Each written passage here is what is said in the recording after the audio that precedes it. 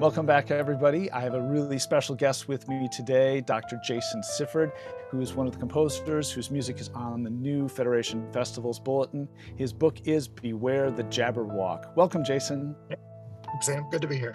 So I want to begin by asking you, clearly your book is inspired by the Lewis Carroll poem, The Jabberwocky. What is it about that poem that made a connection for you and really kind of inspired you?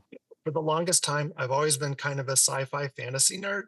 And so it's been really kind of fun to see sci-fi and fantasy kind of enjoy a bit of a renaissance in the last, I don't know, 5, 10 years. We've had Lord of the Rings come out and Marvel Cinematic Universe and all these really, really cool things. And I like the music of like those kinds of, films and video games and TV shows. Um, but I wanted to write, some original music in that style that gave students sort of a way to play around in that world at the piano. Oh, that's really cool. I love that. So I want to dive in and start talking about some of the pieces in this book that are on the new festivals list. And the first one is Twas Brillig. So you've started this piece off with what sounds like an Aeolian mode. What is it about that mode that inspired the beginning of this piece and the sense of adventure? A lot of people describe my music as being modal. I don't know that I really think in terms of mode too much. But one thing that I did notice, and this is going to be kind of a roundabout answer, but I noticed a while back that, I was having students playing like those cadence progressions that we often play with, like, the one and then the 5/7. And I noticed that students more and more were finding that first inversion 5/7 chord really dissonant. I would have students say, "This sounds wrong to me." But then after listening, I realized that, that kind of harmony isn't really in their world so much. Media composers aren't really using those kinds of harmonies as much as they used to, using these modal inflections, I think in terms of just like changing scale degrees around. So I will have pieces that have lots of flat sevens or sharp fours or flat sixes. And I think that gives pieces kind of a modern feel, but also I think it also inhabits the world that our students live in a little bit better. Oh, that's a really cool way to think about it. I've never thought about it before. When you were working on Twas Brillig, what are the challenges that you faced in composing this piece, and what was your compositional process for putting this piece together? Oh gosh, it's always a little bit different. In the case of Twas Brillig, I just wanted like an introduction. Um, it's really important to me to respect the idea that if people are playing this, they've purchased the whole book. And so I want them to get a lot out of it. So I kind of view the book as a bit of an album. So it's very much like an introduction, opening credits kind of piece. Sort of a grand beginning that kind of sets you up for exciting adventures to come. And I think as you go through the book, you sort of find that kind of progression. So yeah, the hope is that, when I'm writing a book like this, that I'm really trying to think about the whole arc of the story.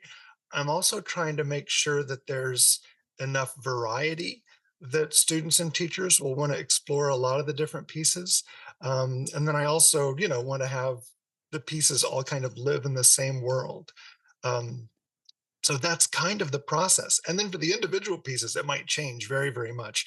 Twas Brillig is very much, like I said, an introductory piece. The last piece is very much a finale when the hero kind of, vanquishes the foe. And then I also have pieces that I call, like special features. Like the last piece has room for improvisation in it. There's a piece that can be played left hand alone. So anyway, I'm always kind of thinking about the process of a student and teacher going through the collection and trying to just create a lot of opportunities for them to discover and explore different things. Oh, that's awesome.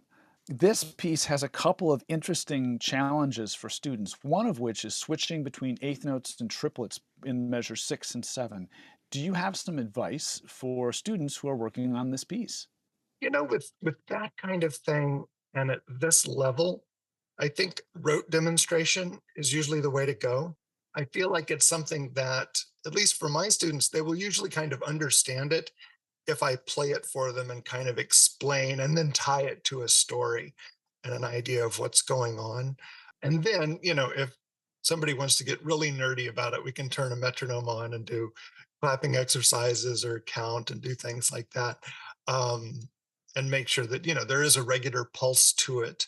And as long as it is a natural thing to do musically, I usually have pretty good luck with students getting it figured out. That's excellent. And you have recorded this piece. I'll make sure I link your YouTube video of you playing this piece into the description of this video too.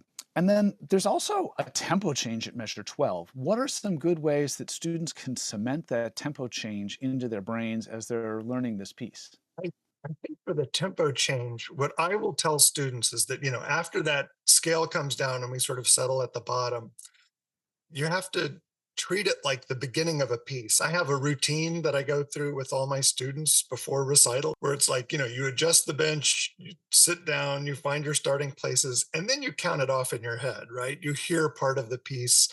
And so I tell them to do that. It comes down, and then it's like you're starting a new piece. You find the places for that, and then you just think, digga, digga, dun, dun, here we go. Bump, ticket, and ticket. That's a great way to think about it. I love that. That's really, really cool. And then there's some two-note slurs that we see in measure 13 and 15.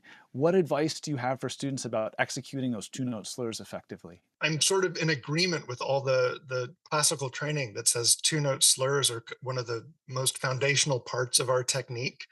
And so I will teach it the way that we usually do it. Like there's that wonderful Nesina slur exercise from like the Russian piano school, and always making sure that you're having that wrist motion, being flexible with a little bit of down and up. In Twas Brillig, it's a little weird because I've got that double note with the thumb and the second finger that comes up. So you might start it with just fingers 2 and 3, and then adding the thumb in later once you get used to that motion. And then I also, tried to write it in such a way that like the groove of the piece kind of suggests the slur sound of it. And a little bit like we're galloping off on a horse. Jason Sifford, thank you so much for joining me today. Again, Jason Sifford's book is Beware the Jabberwock. You definitely need to check it out. So many wonderful pieces in here. Jason, thank you so much. Yeah, thank you.